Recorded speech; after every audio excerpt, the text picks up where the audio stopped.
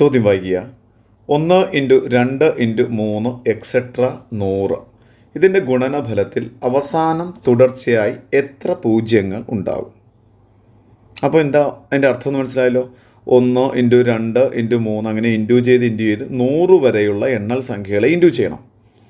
ആ കിട്ടുന്ന ഉത്തരമുണ്ടല്ലോ, നമ്മുടെ ആൻസറിൽ തുടർച്ചയായിട്ട് ലാസ്റ്റ് എത്ര പൂജ്യം ഉണ്ടാവും, ഇതാണ് ചോദിച്ചിരിക്കുന്നത്. ഇങ്ങനെയുള്ള ചോദ്യങ്ങൾ ഇപ്പോൾ 1 മുതൽ 100 വരെയോ അല്ലെങ്കിൽ 200 വരെയോ അങ്ങനെ ചോദിക്കുന്ന സന്ദർഭങ്ങളിൽ നിങ്ങൾ ചെയ്യേണ്ടത് അവസാന സംഖ്യയായ 100 എടുക്കുക. ഈ 100നെ 5 കൊണ്ട് ഡിവൈഡ് ചെയ്യുക. നമുക്കിവിടെ പൂർണ്ണമായും ഡിവൈഡ് ചെയ്ത് പോകണമെന്ന് നിർബന്ധമൊന്നുമില്ല. ചിലപ്പോൾ 107 എടുക്കുന്നതെങ്കിലോ ആ സമയത്ത് 107 5 കൊണ്ട് ഡിവൈഡ് ചെയ്യാൻ പറ്റിയെന്ന് വരില്ല. അപ്പം എത്ര തവണ ഇത് അടങ്ങുമെന്ന് മാത്രം കണ്ടുവച്ചാൽ മതി. ഇവിടെ കറക്റ്റായിട്ട് 20 തവണ നമുക്ക് കിട്ടും, അത് ഉറപ്പായി. അടുത്ത് നമ്മൾ എടുക്കേണ്ട 20നെയാണ്. 20നെ നമുക്ക് എത്ര കൊണ്ട് വീണ്ടും 5 കൊണ്ട് ഡിവൈഡ് ചെയ്യുക ഉണ്ടോ? 4 തവണയാണ്. വീണ്ടും ആ 4നെ എടുക്കുക. 4നെ 5 കൊണ്ട് ഡിവൈഡ് ചെയ്യാൻ പറ്റുമോ? ഇല്ല.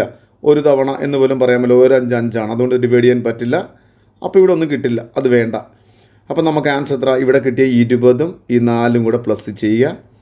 24 പൂജ്യങ്ങൾ അവസാനമുണ്ടാവും. ഒന്നുകൂടെ നമ്മുടെ ചോദ്യത്തിൽ പറഞ്ഞിരിക്കുന്ന കാര്യം 1 മുതൽ 100 വരെയുള്ള സംഖ്യകൾ. അപ്പോൾ നിങ്ങൾ ആ 100 എന്ന് പറയുന്ന ആളെ എപ്പോഴും 5 കൊണ്ട് തന്നെയാണ് ഡിവൈഡ് ചെയ്യുന്നത്.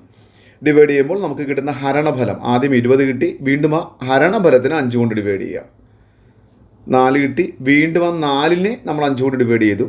നമുക്കത് പറ്റില്ല, ഒരു തവണ പോലും പറ്റില്ല, അതുകൊണ്ട് അങ്ങ് വിട്ട് കളഞ്ഞേക്കുക. ഇനി അവിടെ ഒരു തവണ കിട്ടിയാൽ ഒരു തവണ എഴുതണം. ഇപ്പോൾ അവിടെ 11 ആയിരുന്നെങ്കിൽ 2 തവണ, 2 10, ആ 2 തവണ എഴുതാം. ശിഷ്ടമൊന്നും നമുക്ക് കാര്യമാക്കണ്ട ഇവിടെ. അങ്ങനെ അതിനുശേഷം നമുക്ക് കിട്ടിയ ആൻസർ ആദ്യം ഹരണഫലം കിട്ടിയത് 20 പിന്നെ കിട്ടിയത് 4. അങ്ങനെ 20 + 4 24. ഓപ്ഷൻ ബി ആണ് നമ്മുടെ ആൻസർ.